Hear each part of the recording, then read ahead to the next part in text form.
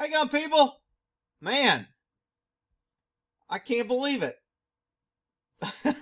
You don't hear me say this too much because it don't freaking happen. The cops did a pretty damn good job on this call. I'm impressed.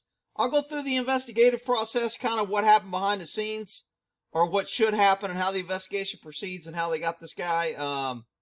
Anyway, they used the K-9 effectively, like they were supposed to, and they called him off. And although I still think dogs ought to be pulled from law enforcement, because there's far more abuse than there are good. So let's take a look at this. 2020 at around 10:09 p.m. Officers assigned to Newton Division were on patrol traveling eastbound on 41st Street approaching McKinley Avenue when they saw an individual standing on the sidewalk at the southeast. Okay, so this guy's shooting is all in dark, and because of the, I guess, the night vision looking, this is a black male. You'll see him later. Although it kind of looks like a white male because of the glow-in-the-dark, I guess, camera. But he's shooting at the cops approaching him, apparently for no reason. Now, when I see two guys running from a cop, that tells me they're up to no good. Rick, you can't say that. They could be running to save some. All right, whatever. I'm just telling you. When two people run at night away from police, probably something's up. We call that a clue. East corner of that intersection. The individual was later identified as 18-year-old Corey Jackson. Jackson pointed a handgun at the officers as the officers sat in their police vehicle and without warning fired multiple rounds at the officers. Okay, so I'm going to go back here real quick just to catch them on his shooting skills and their running skills. So, Division here they are, two people running. Were on patrol traveling eastbound on 41st Street approaching McKinley Avenue when they... So the passenger is here. He probably knows he has a gun. They don't say his criminal history. He's probably been arrested 14 times, been in and out of the joint, whatever. But watch the driver. They saw an individual standing on the sidewalk. Jump in the car. He gets in the car and just leaves his partner. Doesn't wait. As soon as he hears shots fired, he's out of there. At the southeast corner of that See ya. intersection. Wouldn't want to be ya. Bye-bye, buddy. You're on your own. The individual was later identified as 18-year-old. Officers sat in their police vehicle and without warning fired. Top 40 person McKinley, shots fired. Needs help. 41st and McKinley, shots fired. Any air unit coming on Newton's frequency? Okay, anytime there's a shots fired call, if there's an air unit, she's asked if there's an air unit, you want the air unit because they ran in this area, you want to block off, you want to totally shut down this area, and you're going to go house to house and check for this guy. So that's why an air unit is kind of handy, because he can see the whole perimeter and see if somebody runs out. You know, they'll post a cop here, they'll post a cop here, they'll post a cop in the next intersection, they'll post a cop over here at this intersection, and they'll cordon off the area and basically put a net, and then they'll go house to house. And sometimes this perimeter can take 2 or 3 hours, depending on how big of an area. The bigger the area, the farther we think he went on the time that we get it locked down, depending on the size, on how much we shut down an area. So the cops here, you notice the cops aren't chasing him, going after him. They're going slow, and they're like, guy's got a gun.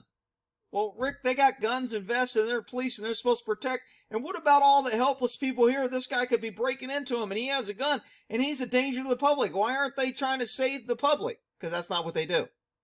But Rick, we're told, yeah, well, that's because you're an idiot if you believe that shit. Look, cops are going to take care of themselves first. It's just the way it is. And you're a far distant second, third, fourth, or fifth. So that's why they're not chasing him. Remember, government is really good when you see cops show up when there's 15 on one and they shoot an unarmed person, or they put a dog on an unarmed person when there's 5 or 6 cops there. They're real good at being tough guys then. But when somebody shoots at them and has a gun, notice how they're not so tough and they don't want to rush in and be the tough guy. Here's another camera where they're running. I'm going to go ahead and look at the shots on this guy now. I want you to watch where this guy shoots. This is very common in almost all shootings. When people are high under stress and they draw their gun, they're so amped up on shooting, they shoot before they ever get their gun on target. And through all the police shootings that I've been involved or seen or witnessed or worked, a lot of rounds are shot very, very low, because when shit's hitting the fan, you want to return fire and get that round off. And that's why a lot of times shots are low. Look at his first round here. Way back here. The car's here and his hit here. Because when he was coming up on target, he was in a hurry to shoot. He shot low.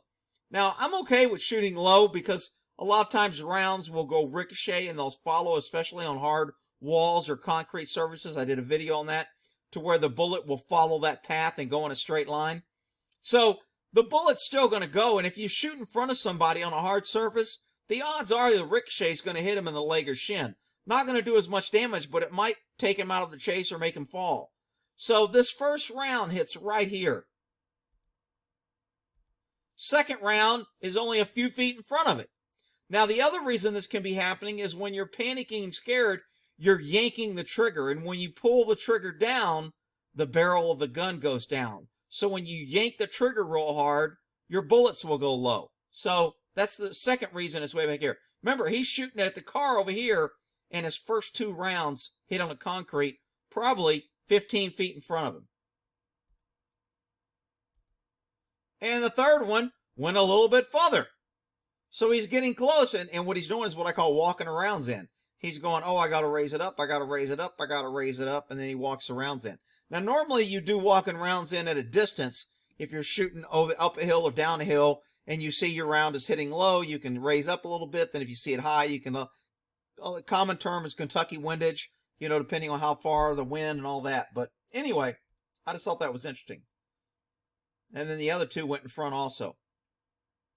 So I don't think they're going to show a bullet at the end. I don't think he hit the car once. I think the bullet that's in the car is a ricochet.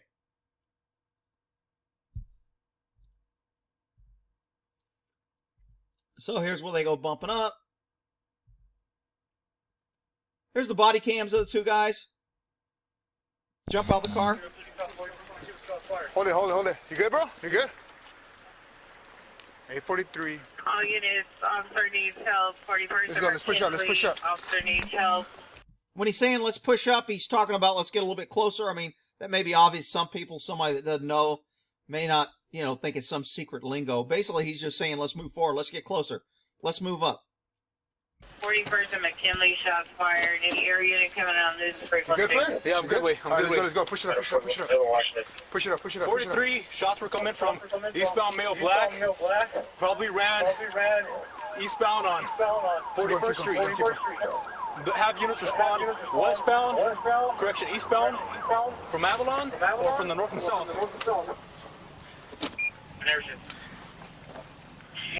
Now, some agencies do this differently when you're responding to a call like this where you have to set up perimeter.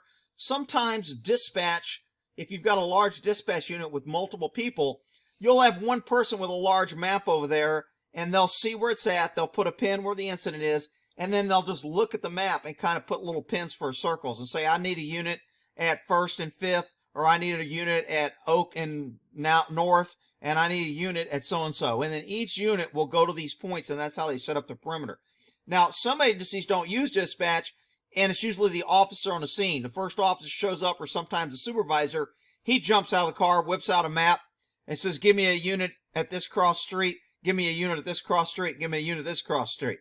Then we get locked down the area. Then once we lock down the area, we call for additional units. We ask for other people, may request a K-9, may request an air unit, a chopper, etc. And then we start clearing the area. Now, besides doing all this, normally while we're setting up the perimeter, when a guy shoots and runs away, normally while the perimeter is being set up, we get intel from the citizens, those pesky taxpayers that we're out there writing tickets to and always harassing. Normally those people will call in and say, hey, I just had somebody run through my yard and jump my fence. Oh, cool. Okay. So now we know a direction of travel and we know what path he's going. And then we'll get another call. Hey, my dog's barking and I live over here and I know there's a helicopter in the air. What's going on? Okay, so we know we ran over a fence here and now a dog barking here. So you can kind of track from the call-ins, and that helps localize a search. So when you get a big area like this, we don't just start searching outward and go inward. We normally search where his direct path, where he ran. We'll get a dog on where he was last seen, see if the dog can track him in, and then listen to call-ins from people. A lot of times in areas, we'll just sit and be quiet, and we'll listen, and you'll hear the dogs bark. Burr, burr, burr, burr, and then you'll hear another dog at a couple houses down. Burr, burr, burr, burr, and you just listen, and you can tell exactly where the guy's running because you're following the dog barking. And then guys will just slowly maneuver over there. So getting away in a neighborhood like this, I mean, there's a lot of places to hide. If you can get in someone's house, that's the best. But most of the times we find them hiding either in a boat, in a garage, under a car, in a backyard, and they just dig in.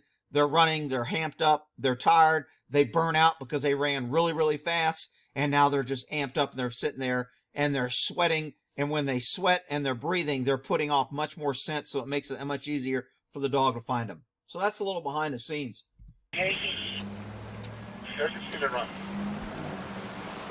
Area 16 is responding to 41st and McKinley. The suspect was Hey, bro, you male good, black bro? I'm good, bro. You good? Yeah, I'm good, man. Did you get any shots down? Yeah, I got 2.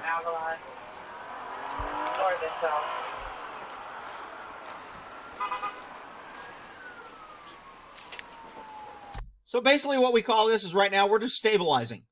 We're kind of holding what we got. We're setting up perimeter and we're stabilizing any area, setting up what's called an outer, or I don't know if this would be an outer or inner. Right? Inner perimeter controls the suspect, outer perimeter controls people. So technically this would be an inner perimeter because we're trying to control the suspect in a localized region. Now, if the guy was localized and we had him in a house, you would set an inner perimeter around the house, and then you would have an outer perimeter, and that would keep other people out of the way. So that may be a couple blocks away. In this situation, they're probably not going to set up an outer perimeter. They don't have the body. So basically, they just want to contain the suspect till they can search and find him. Hey, right here, bro. Hey, you know what? They're going to be down here. I'm not sure. So he's talking to this guy. This unit sees them with their gun out, and they pull up. So they're like, okay, I don't want to go in the affected area. I don't want to go past these guys. So he stops, and he's like, okay, let me find out what's going on. Because all I heard on the radio is shots fired and a bunch of things going on. So when cops see other cops with their guns out, kind of call that a clue, we kind of stop and go, what's going on? So that's what he's communicating with this guy. In a minute, you're going to see a cop roll in here. He's kind of my meat eater guy. I'm okay with this guy. He's like, screw this sitting around. I'm going in. And he just pulls right through the middle of them and drives through. He's my guy. He's on my team. Sure we went, boss. Perimeter. 13843, let me get central lockdown on 4-1. So basically, we're running up here. He shot at us. Just took off. Eastbound. Good!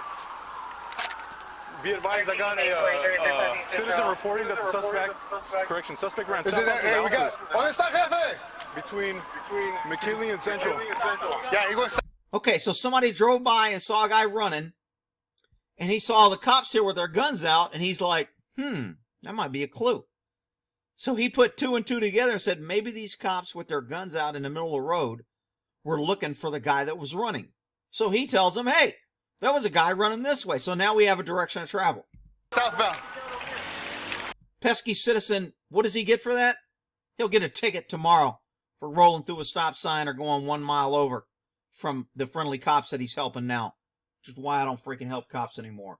Tired of them. Hey, watch out, Watch out, watch out. This guy runs in the middle of the intersection and stops. So this car, these are the people that, we cuss out and we go, you idiot, get out of here. What are you doing with that? Look, this guy has a red light because the cops have a green light. So he's driving against a red light. He was probably told by a cop down here, get out of here. You're in the perimeter. We're looking for somebody with a gun. So he's like, shit. So he hauls ass. Then he sees these cops with a gun. So he wants to stop. And these guys go, get out of here. So that's how this guy ended up here probably.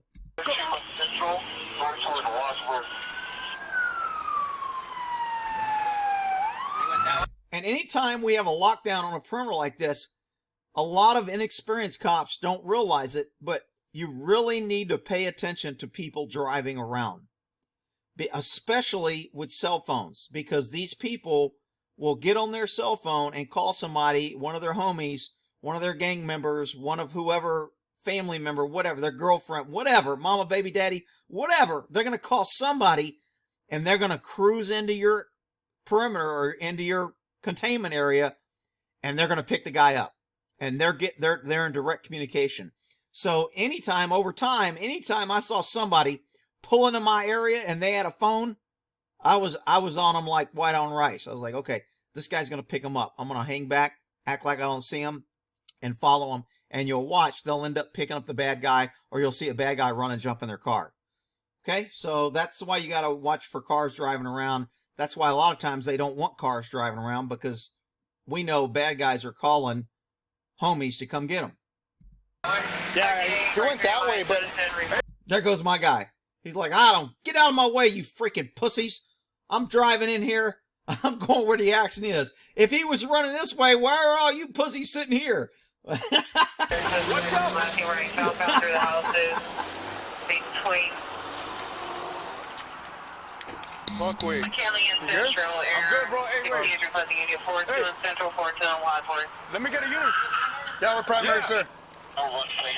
Hey, wait. It was right here, sure, sir. This guy just started firing rounds at us. Yeah, right here. And then, This guy, male black, started firing around at us. We stopped the shop, started firing rounds at him. Our car took off. I don't know which way he went, but he ran eastbound. Okay. And then citizens reporting male black with the dark sweater. Citizens reporting they ran southbound through the houses. Okay, so from here, they're starting to clear house. Here's where they find the guy. Now, they don't show 20 to up. 50 copy. Have them go ahead and get ready to come down 401 while we clear this 1 yard.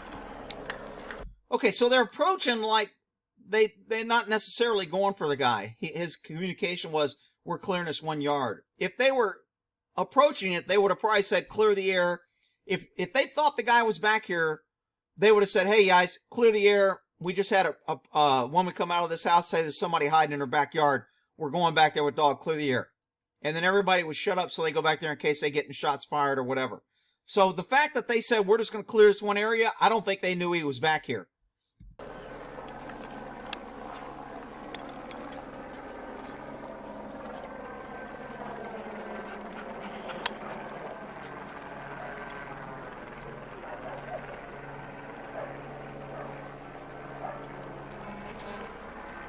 So when I saw this dog running around and they didn't shoot it, I was like, damn, these cops are pretty good. They didn't shoot some poor little dog in his own yard that they're invading. Well, that's because it's a police dog.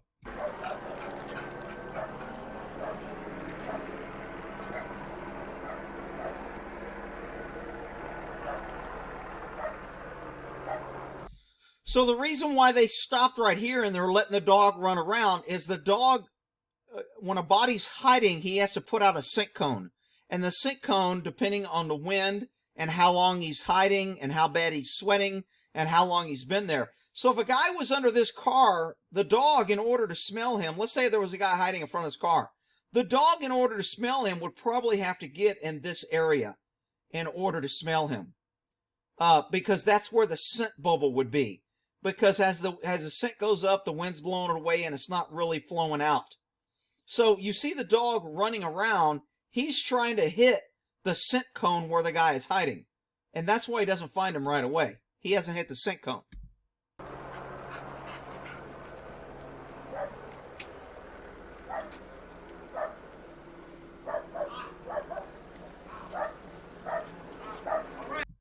Okay, so the guy's hiding underneath the trampoline over here, and the dog's running around barking, but he really hasn't hit him yet.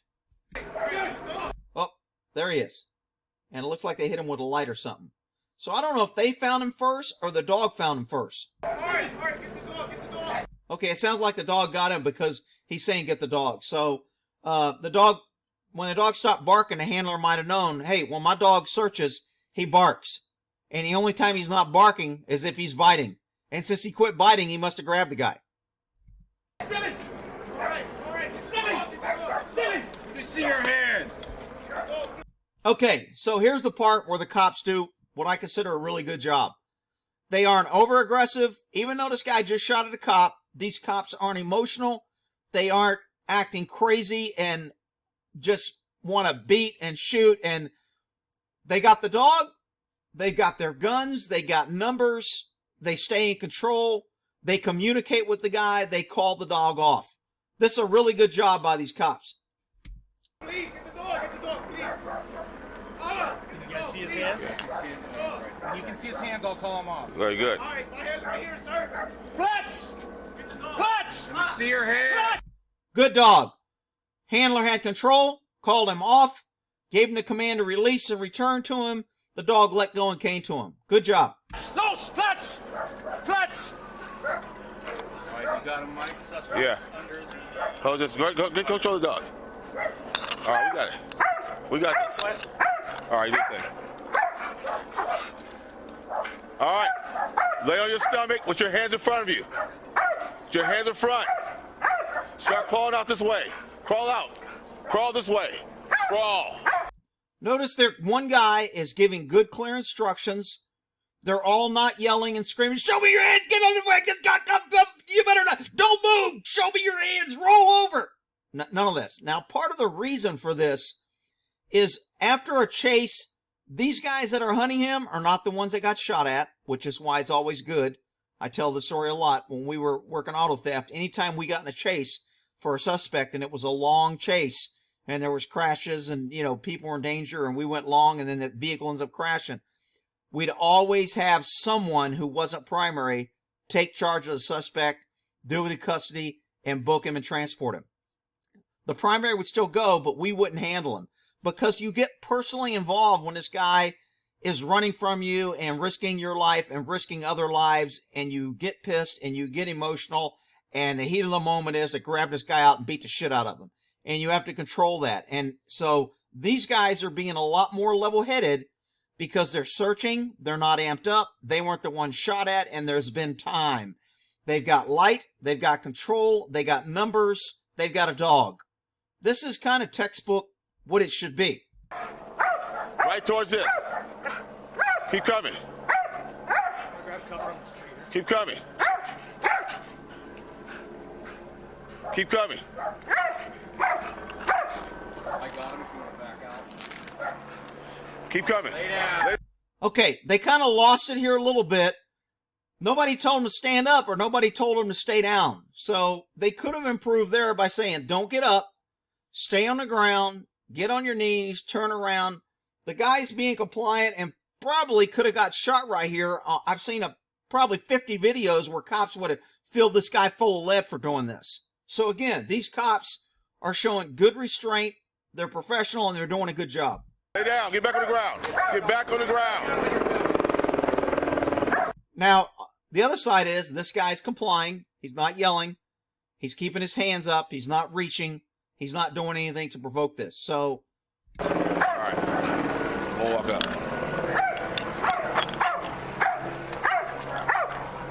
now, they walk up. They've got guns on him. They take control. They take his hands. They handcuff him. There's a couple different ways that they could have done this. Right here, if I'm doing a felony stop, I like a guy proned out and his arms out to his side, and I'd rather grab his arm on his sides. Because of this large area with all the things, they went ahead and said, you know what, he's kneeling, we can take him. They did it. They modified it. I don't have a problem with this. I probably would have also went ahead, because we have guns on him and he's not moving, I would have probably had him put your hands behind your back and had him put. Now, you know, a lot of the little safety cops out there, little Nazi guys who haven't been around a long time, be like, you never want a guy to put his hands by his waist because that's where a gun's at and he'll pull it out and shoot you. Well, if you got two guns on him and he reaches for a gun and you can't shoot before he can get the gun out and shoot you, you probably deserve to get shot. So quit your little whining, crying, academy training. Never have a guy put his hands. I've had many guys put their hands behind their back because it just makes it easier to go up there, grab it, put the cuffs on if the guy's being compliant. They didn't do that. I'm not saying they're wrong. I'm just saying I would have done this. A lot of cops are taught not to do that. Never let the hands get by the waistband. That's where guns are concealed. If you let them get by there, they'll grab a gun out and they'll shoot and kill you and everybody in officer safety, and you must shoot and kill them. So, whatever. I love hearing a dog barking in the background on shit like this because working K-9 all those years just makes me feel at home. Good boy.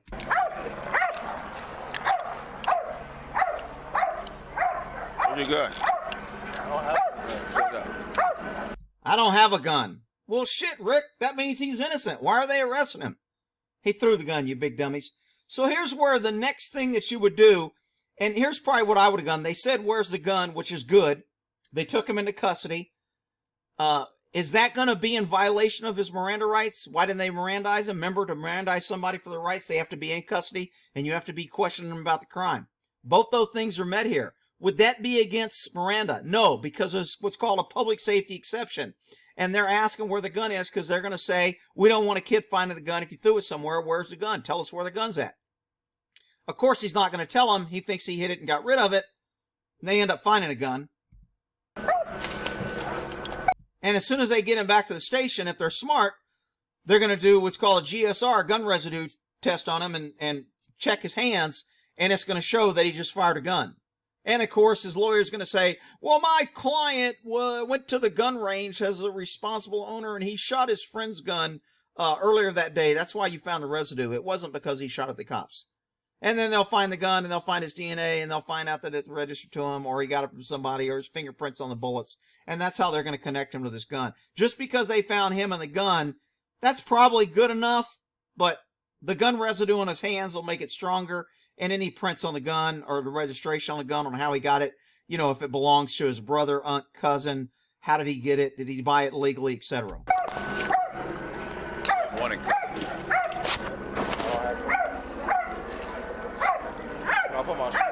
No, we'll get it for you in a second. What's that? Cops are being cool. He's being cool. They're not manhandling him. They're not using excessive force. They're not getting retaliation. They're not playing judge, jury, and executioner on scene because he shot at the cops. Cops did a good job, man. I know I'm going to have all the cop haters here. Rick, you're to the bootleg. You love the cops. Okay, whatever. Right here, yeah. Okay.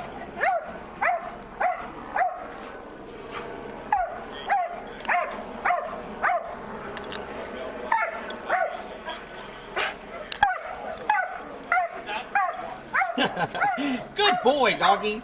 He's being a good dog.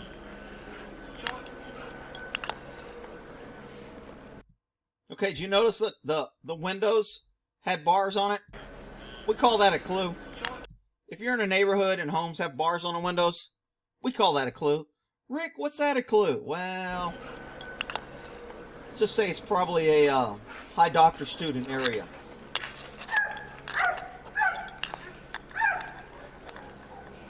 Where'd you get bit? You get bit? Yeah, on my feet. On your foot? My toes. All right. Which foot, brother? Right. All right.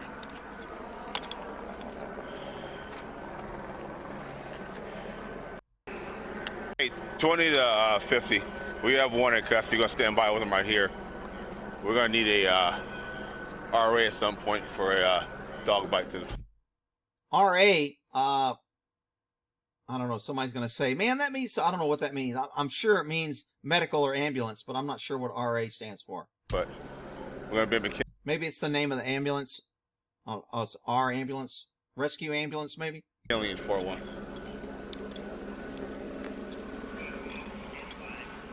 Officers set up a perimeter and requested the assistance. Wow, look at this captain. Public affairs female officer. I wonder how she got promoted.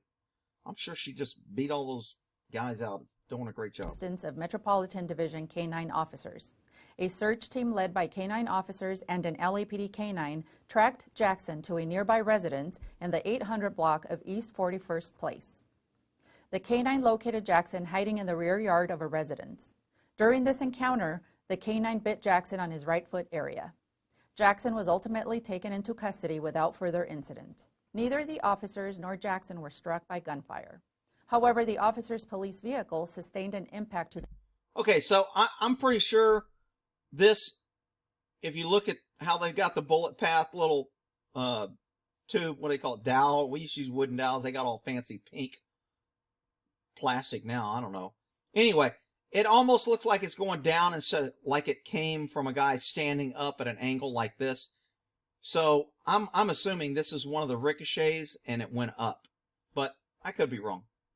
The driver's side front bumper from rounds fired by Jackson.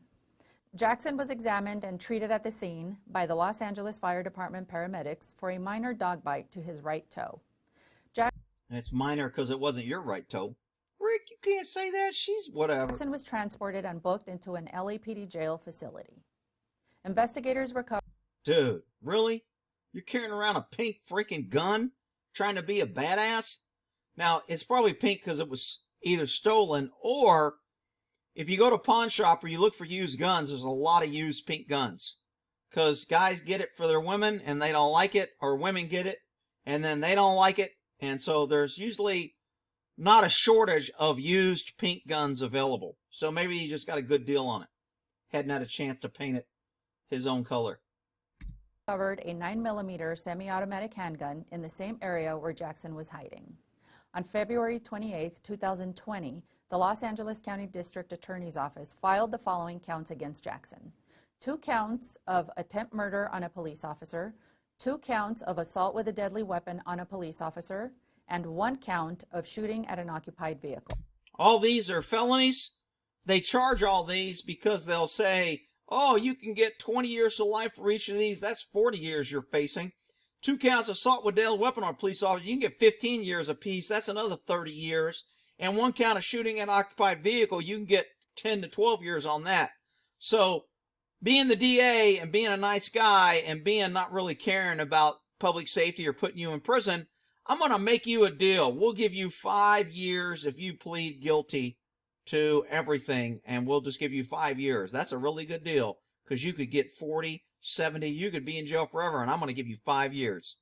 And then they take a plea deal. I think plea deals are the most abused thing. It's the most corrupt system, unfortunately, that we have. But anyway, kudos to Mr. Video Leak thing. I already subscribed to him. Video Leak Police. I already subscribed, and I'm going to throw him a like. So remember to like and subscribe to these channels that get conduct out about exposing things like this. Good video. Cops did good. You don't hear me say that much. Somebody make a note of that. We'll end that there.